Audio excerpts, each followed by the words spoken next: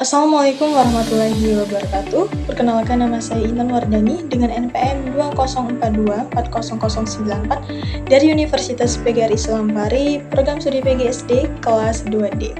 Nah, saya perwakilan dari kelompok 3 mata kuliah Kajian Kebahasaan yang ingin mengimplementasikan materi yang berjudul Pengertian Bahasa, Ciri-ciri Bahasa, dan Faktor Luar Bahasa. Nah, di sini saya sebagai pemateri pertama yang akan menjelaskan pengertian bahasa dan ciri-ciri bahasa. Pertama itu adalah pengertian bahasa. Jadi pengertian bahasa itu sendiri adalah sistem komunikasi yang digunakan oleh manusia untuk menyampaikan pikiran, perasaan, dan informasi melalui simbol, kata, dan isyarat. Bahasa dapat berupa lisan, tulisan, atau bahasa isyarat.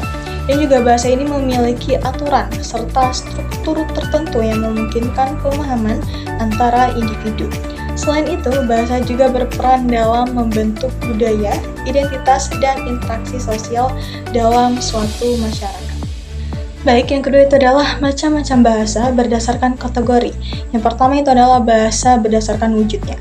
Contohnya seperti bahasa lisan, di mana bahasa lisan ini adalah bahasa yang diucapkan dengan suara dan dipahami melalui pendengaran. Contohnya seperti percakapan sehari-hari, pidato, wawancara, dan lain-lain. Nah, yang kedua itu adalah bahasa tulisan, di mana bahasa tulisan ini adalah bahasa yang dituangkan dalam bentuk simbol atau tulisan untuk dibaca. Contohnya seperti novel, buku, surat, artikel, dan lain-lain. Nah, yang kedua itu adalah bahasa berdasarkan penggunaannya. Nah, contohnya seperti bahasa resmi, di mana bahasa ini adalah bahasa yang digunakan dalam pemerintahan dan pendidikan. Contohnya seperti bahasa Indonesia sebagai bahasa resmi di Indonesia. Yang kedua itu adalah bahasa daerah, di mana bahasa ini adalah bahasa yang digunakan oleh masyarakat di daerah tertentu. Contohnya seperti bahasa Jawa, bahasa Sunda, bahasa Batak, dan lain-lain yang ada di Indonesia. Dan juga yang terakhir itu adalah bahasa berdasarkan bidang penggunaannya. Contohnya seperti bahasa ilmiah, di mana bahasa ini adalah bahasa yang digunakan dalam dunia akademik dan penelitian. Contohnya seperti terminologi medis, hukum, dan sains. Nah, yang kedua itu adalah bahasa pemrograman. Tentunya, bahasa ini adalah bahasa yang digunakan dalam dunia komputer dan teknologi. Contohnya seperti Python, JavaScript, atau C++. Oke, yang terakhir itu adalah bahasa sastra. Yang dimana bahasa ini adalah bahasa yang digunakan dalam karya sastra seperti puisi dan ngegi. Contohnya seperti gaya bahasa dalam novel Kia, yaitu gaya bahasa modern maupun tradisional. Oke, baiklah, hanya itu saja yang dapat saya sampaikan. Materi selanjutnya akan disampaikan oleh rekan saya. Terima kasih.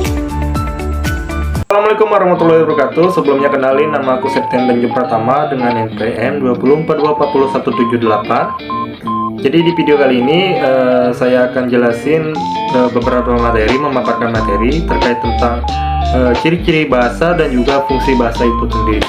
Gimana videonya? Simak lebih lanjut.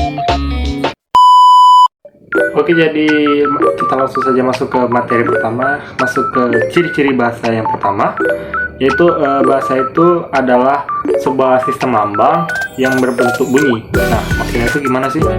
Jadi maksudnya itu bahasa itu memiliki beberapa elemen yang membuatnya terstruktur menjadi satu kalimat atau satu bahasa. Dan itu pun pembuatan bahasa tersebut pasti disepakati oleh satu komunitas. Sehingga sebuah bahasa tersebut disepakati oleh suatu komunitas sehingga menjadi bahasa resmi yang terstruktur dan bukan secara acak. Yang kedua itu ada bahasa yang universal. Gimana sih bahasa universal? Seperti yang kita tahu, setiap manusia di muka bumi ini memiliki bahasa yang tersendiri. Sebut saja di Indonesia itu ada 700-an lebih jumlah bahasa, mau bahasa resmi ataupun bahasa daerah. Di jumlah bahasa di Indonesia itu ada 700 lebih. Dan UNESCO itu menyatakan di dunia, seluruh dunia itu memiliki jumlah bahasa hampir 7.000 lebih bahasa. Namanya kan. Yang ketiga itu jadi bahasa itu bersifat unik. Apa sih yang membuat bahasa itu menjadi unik? Jadi bahasa itu memiliki ciri khasnya masing-masing, seperti logat contohnya. Logat di sini sebut saja kita lihat seperti orang Jawa yang berbicara dengan orang Sumatera. Tentu agak tricky ya, tapi bukan berarti tidak bisa. Logat di sini menentukan ada bicara seseorang, seperti orang Batak yang memiliki logat bicara yang lantang dan keras gitu. Lalu juga ada unik, bahasa itu sifatnya unik, mungkin bentuknya ya, lebih ke bentuknya. Jadi di beberapa negara itu ada bahasanya tersendiri, ada hurufnya tersendiri. Seperti sebut saja di Indonesia itu ada huruf alfabet. Kita secara resmi Indonesia menggunakan huruf alfabet.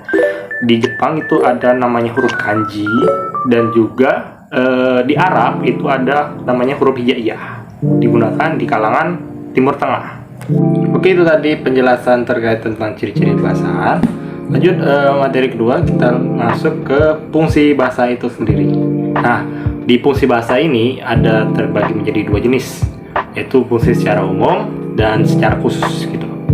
Nah, kita masuk ke yang pertama, ke secara umum. Tentunya bahasa itu sebagai alat media komunikasi kita. Ini sudah basic dilakukan kita sehari-hari untuk berkomunikasi antar manusia satu dan lainnya. Seperti yang kita tahu, manusia itu adalah makhluk sosial, sehingga bahasa di sini sangat diperlukan untuk menjadi media perantara agar manusia bisa berkomunikasi dengan baik. Nah, yang kedua itu sebagai ekspresi diri. Gimana sih maksudnya ekspresi diri sini? Jadi di sini bahasa itu digunakan sebagai ekspresi diri, sebagai bentuk untuk mengungkapkan suatu hal yang ingin dirasakan atau ingin diungkapkan oleh seorang manusia, seperti rasa emosi, rasa penyesalan, ataupun rasa suka mungkin, ya sebagainya. Nah, lanjut untuk pembahasan secara khususnya. Yang pertama itu ada bahasa itu digunakan sebagai media pembelajaran. Nah, ini juga sudah sangat basic, sudah kita biasa lakukan sehari-hari dalam dunia persekolahan dari SD, SMP, SMA. Tentunya agak aneh gitu ya kalau seorang guru dan seorang murid sama-sama tidak memahami bahasa yang mereka tuturkan. Jadi di sini sebagai mediator, bahasa tentu berperan penting sehingga pembelajaran pun bisa berjalan dengan efektif dan efisien. Yang kedua itu sebagai perantara bisnis dan ekonomi. Nah, maksudnya di sini di mana? Perantara bisnis, di sini bahasa itu digunakan untuk bisa melakukan perdagangan antar negara ataupun antar benua. Sebagai contoh, di masa lampau, banyak pedagang dari Timur Tengah, dari India, dari Eropa yang datang ke Nusantara untuk melakukan perdagangan. Nah, mereka kan berbeda-beda bahasa nih. Jadi tentu tidak make sense jika menggunakan bahasa asal mereka, sehingga bahasa resmi yang digunakan pun disetujui dan disepakati antar sesama pedagang, sehingga bahasa pun secara khusus mereka menjadi perantara untuk bisnis dan ekonomi mereka, sehingga mereka bisa berdagang sesuai dengan kehendak mereka. Oke, mungkin itu saja pemaparan materi dari saya. Semoga bermanfaat dan sampai jumpa lagi. Baik, di sini saya akan menjelaskan tentang bahasa dan faktor luar bahasa. Objek kajian linguistik mikro adalah struktur intern bahasa atau sosok bahasa itu sendiri, sedangkan kajian linguistik makro adalah bahasa dalam hubungan dengan faktor di luar bahasa. Ada beberapa faktor luar bahasa, yaitu 1. Masyarakat bahasa. Kata masyarakat biasanya diartikan sebagai sekelompok orang merasa sebangsa, seketurunan, sewilayah tempat tinggal, atau yang mempunyai kepentingan sosial yang sama. 2. Variasi status sosial bahasa. Bahasa variasi karena anggota masyarakat, penutur bahasa itu sangat beragam dan bahasa itu sendiri digunakan untuk keperluan beragam-ragam pula. Adanya 2 macam variasi bahasa yang dibedakan berdasarkan status pemakaiannya. Variasi T, tinggi digunakan dalam situasi resmi, sedangkan variasi F, rendah dipelajari langsung oleh masyarakat umum. Penggunaan bahasa. Hymes 1974, seorang pakar sosiolinguistik, mengatakan bahwa suatu komunikasi dengan menggunakan bahasa harus diperhatikan dalam unsur speaking, yaitu 1. Setting and scene adalah unsur yang berkenan dengan tempat dan waktu terjadinya percakapan. 3. Participant adalah orang yang terlibat dalam percakapan. 4. Endence adalah maksud dan hasil percakapan. 4. Consequences adalah hal yang merujuk pada bentuk dan isi percakapan. 5. Key adalah yang merujuk pada cara atau semangat dalam melaksanakan percakapan. 6. Instrumentalitas adalah yang menunjuk pada jalur percakapan, apakah secara lisan atau bukan. Norms adalah yang merujuk pada norma perilaku peserta percakapan. 8. Gens adalah yang merujuk pada kategori atau ragam bahasa yang digunakan. 4. Kata bahasa. Dalam masyarakat yang terbuka, artinya para anggota dapat menerima kedatangan anggota dari masyarakat lain, baik dari suatu atau lebih dari satu masyarakat. Akan terjadi kontak bahasa. Fengsihan seorang untuk menggunakan dua bahasa sangat tergantung pada adanya kesepakatan untuk menggunakan kedua bahasa itu. Dalam integrasi unsur-unsur dari bahasa lain yang terbawa masuk itu sudah dianggap diperlakukan dalam dan pakai sebagai bagian dari bahasa yang menerimanya atau dimasukkannya adalah kode, yaitu